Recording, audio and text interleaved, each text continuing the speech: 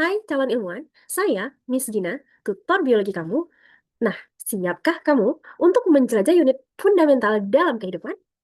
Hari ini kita akan menjelajahi sel, mengenal struktur, fungsi, dan komponen penyusunnya. Sudah ready untuk mulai belajar hari ini? Oke, kalau sudah ready, kita mulai ke materi hari ini. Apakah sudah terlihat nih adik-adik? Oke, sudah. Miss zoom lagi sedikit biar lebih jelas. Nah, materi kita hari ini adalah menjelajahi sel. Setelah sesi ini, nah, adik-adik akan mampu memahami struktur dan mengaitkan dengan fungsi dan membedakan organel sel yang berbeda. Nah, oke, coba diperhatikan.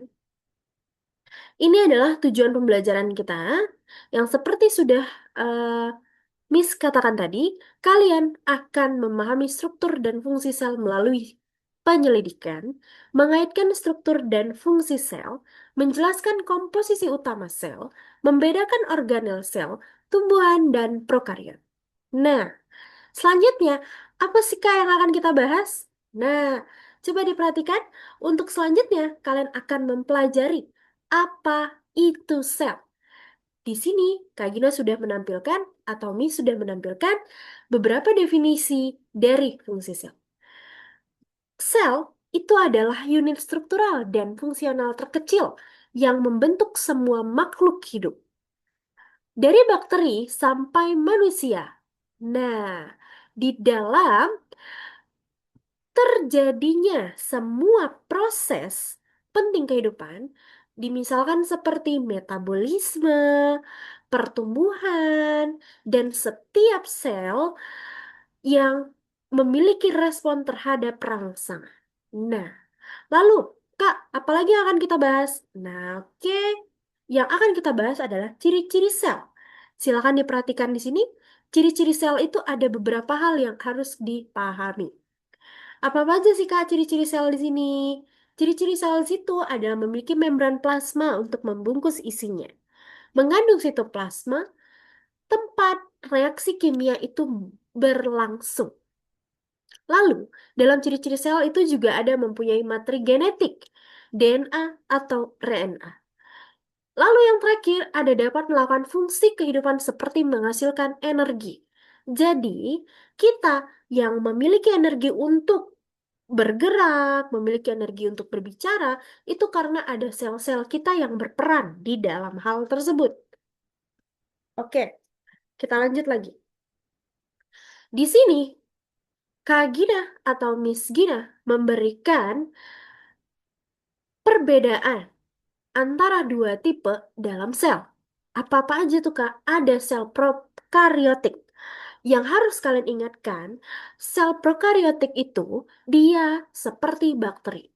Maka ciri khasnya itu dia tidak memiliki membran, artinya DNA-nya itu mengambang, mengambang bebas, dan dia tidak mempunyai organel. Nah, strukturnya bagaimana, Kak? Strukturnya itu sangat sederhana untuk prokaryotik. Selanjutnya kedua sel, eukariotik, seperti sel kita, sel makhluk hidup. Ciri khasnya dia memiliki membran, membran inti. Nah, DNA di nukleus, membran inti itu berada di DNA nukleus, dan ukurannya lebih besar, dan dia memiliki organel lengkap.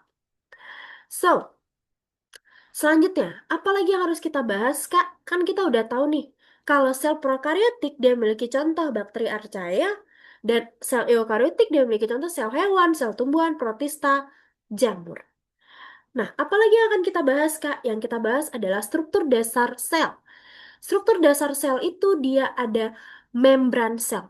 Membran sel itu apa? Pembungkus yang mengatur lalu lintas. Sama seperti lampu merah. Lampu merah kan ada lalu lintasnya ya. Nah, seperti itu. Tapi ada pembungkusnya di sini. Maka pembungkusnya itu disebut sebagai membran sel. Lalu ada sitoplasma. Nah, sengaja Kak Gina kosongkan di sini. Apa itu sitoplasma? Siapa yang tahu sitoplasma itu apa? Ya, benar sekali. Sitoplasma itu adalah cairan tempat reaksi kimianya berlangsung. Oke, kemudian ada nukleus. Siapa yang tahu nukleus? Nukleus itu adalah inti sel. Ini adalah semua pusat kendali yang menyimpan DNA dan mengatur sintesis protein serta pembelahan sel. Nah, kemudian kita bisa lihat lagi dalam sel dia memiliki organel sel dan organelnya itu cukup banyak. Apa-apa saja organelnya? Organelnya ada mitokondria. Nah, ada di sini mitokondria, ribosom, retikulum endoplasma, kompleks Golgi, lisosom, vakuola, dan kloroplas. Oke, jadi ini kalian cukup mengenal dulu organel sel dan nantinya kalian akan mempelajari apa yang lebih dalam mengenai mitokondria, ribosom, dan lain-lain. Cukup kalian mempelajari dulu apa itu organel sel. Oke ya, selanjutnya. Di sini, Miss Gina memberikan perbedaan antara kedua sel. Ada perbedaan sel hewan, dan ada perbedaan sel tumbuhan. Nah, perbedaan yang paling dasar apa sih, Kak? Atau perbedaan yang paling dasar apa sih, Bis? Perbedaan yang paling dasar itu adalah sel tumbuhan, dia memiliki dinding sel, kloroplas, dan vakuola besar untuk menyimpan air dan fotosintesis. Nah, yang harus lagi kalian ingat adalah kalau sel hewan itu dia tidak mempunyai ketiganya. Apa sih yang ketiga tadi? Yang ketiganya adalah dinding sel, kloroplas, dan vakuola besar. Nah, jadi si sel hewan dia tidak mempunyai ketiganya, maka dari itu dia bentuknya fleksibel. Dan mereka dan sel hewan itu dia memiliki sentriol. Sentriol itu apa sih, Kak? Sentriol itu adalah organel yang tidak ada pada tumbuhan. Nah, itu dia untuk materi tentang sel kita hari ini. Maka kesimpulan kita di sini adalah sel itu dia unit dasar kehidupan yang menyusun tubuh makhluk hidup dan menjalankan semua fungsi kehidupan setiap sel dan memiliki struktur dan organel yang bekerja sama sesuai dengan fungsinya. Oke, sampai di sini ada yang ingin ditanyakan atau cukup paham? Ya, cukup paham ya. Nah, oke, selanjutnya Kak Gina ada pertanyaan sedikit nih untuk adik-adik. Silahkan coba adik-adik perhatikan. Ada sedikit pertanyaan, hanya satu pertanyaan. It's a question, a question. Jika sel prokaryotik seperti, nah ini sedikit ada typo ya. Jika sel prokaryotik seperti bakteri dan sel eukaryotik seperti sel manusia bersaing dalam lingkungan yang sama, mana yang lebih mungkin bertahan dan mengapa? Nah, evaluasi kelebihan dan kekurangan masing-masing berdasarkan struktur sel. Serta bagaimana manusia bisa belajar dari bakteri yang mengatasi penyakit tersebut. Siapa yang bisa menjawab? Nanti bisa Kak Gina berikan hadiah. Adakah yang bisa menjawab? Silakan diperhatikan dulu untuk jawabannya. Ada? Adakah?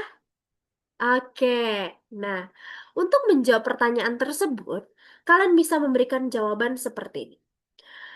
Kak, kalau ditanya, apa sih yang paling menarik atau perbandingan antara sel prokaryotik dan sel eukaryotik? Yang bisa kalian katakan di sini adalah, kalau misalkan kita perhatikan dalam kekurangan strukturalnya. Kalau prokaryotik itu dia reproduksinya cepat. Eukaryotik dia memiliki spesialisasi tinggi. Nah, artinya yang prokaryotik dia reproduksinya cepat tapi spesialisasinya rendah. Sedangkan eukaryotik itu dia kan contohnya seperti sel manusia yang dimana spesialisasinya itu tinggi tapi reproduksinya lambat. Reproduksi lambat dalam eukaryotik ini artinya adalah ukuran yang lebih besar, yang dimana strukturnya itu kompleks, yang membuat reproduksi dan penyesuaian lingkungan berjalan lebih lambat. Sedangkan kalau yang reproduksi cepat, itu struktur yang sederhana, tanpa memberi membran inti dan tanpa organel bermembran. Nah, memungkinkan mereka bereproduksi dan berevolusi jauh lebih cepat.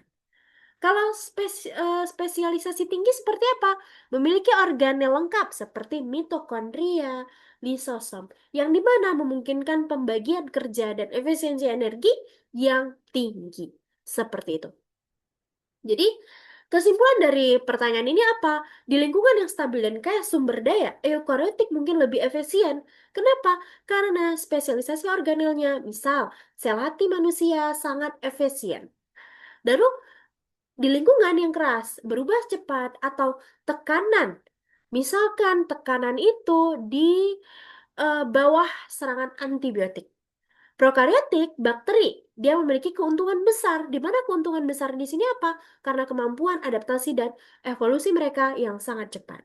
Lalu kalau ditanya bagaimana manusia bisa belajar dari bakteri untuk mengatasi penyakit, kalian bisa menjawab manusia bisa banyak belajar dari struktur dan strategi bakteri untuk mengembangkan pengobatan dan teknologi baru. Contohnya, belajar dari kecepatan adaptasi, teknologi sel sederhana, penggunaan materi genetik. Nah, untuk hari ini kita cukup belajar sampai di sini dulu, dan nantinya kalian akan mempelajari apa sih fungsi dari organel-organel sel yang Kak Gina ceritakan tadi di awal.